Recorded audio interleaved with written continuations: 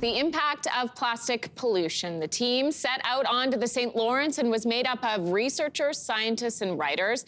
The mastermind behind the project is marine biologist Anne-Marie Asselin, joining us this morning to tell us about the findings from the expedition. Anne-Marie, welcome to the show.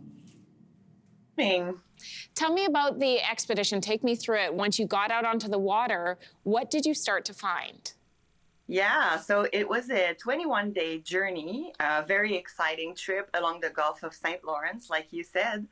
And basically, we were sampling the water surface for microplastic and the shorelines to find bigger plastic pieces such as water bottles, for example, fast food containers, fishing industry gear, and stuff like that. And we visited many protected areas, faunic reserves, some bird sanctuaries, and we discovered plastic everywhere, basically.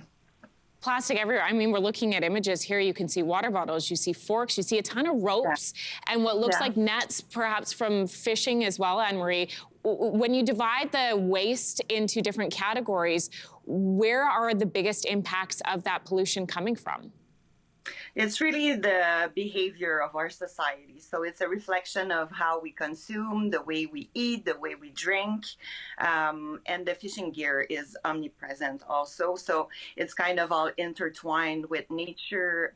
We can see plastic rubbish through animal colonies. I'm thinking of a little island offshore of the Magdalena's Island. We found a big seal colony, and they were all laying down with the plastic trash around them. We found some birds also that were dead on the shorelines. So a lot of influence on the wildlife, but a lot of influence also that is under the radar in places that we're not too much aware that it's present, but it's really there. And it wasn't just the trash that you could see. There's also trash that is invisible to the naked eye. Yeah. So the microplastic pollution is one that is very insidious because it's so small. There's a saying that says there's more microplastic in our ocean than stars in our galaxy. And so it's present, it's there. We don't see it with our eyes, but it's at the bottom of the food chain, and it's making its way up into our plates because we consume fish, we consume mussels and crustaceans, and so it's really hitting our health as well. With this type of research, what are you hoping that people learn from that? The average person who is watching this thinking, God, I never thought that my trash would end up in the oceans affecting animals and the environment like that. What do you hope that they take away from this type of research?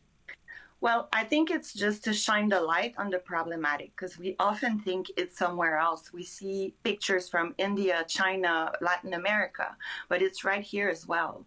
And our water system in Quebec, in the east coast of Canada, actually, it's all starting from the Great Lakes. And so the current brings it upstream towards the ocean. And so the trash we find along the St. Lawrence, in the Gulf, and even in the Atlantic Ocean originates from our behavior.